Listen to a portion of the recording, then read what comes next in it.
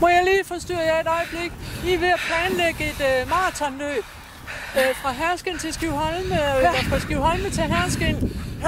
Skivholme, Herskind, fra Herskind. Skivholme, Herskind. Rolig. Skivholme. Rolig. Hvor langt er der fra Herskind til Skivholme omvendt? 2 kilometer. Jamen er et maratonløb, ikke 42,195? Jo, men hvis du løber 11 gange frem og tilbage mellem Herskind og Skivholme, så er der faktisk løbet en maraton. Nej, hvor smart. God tur.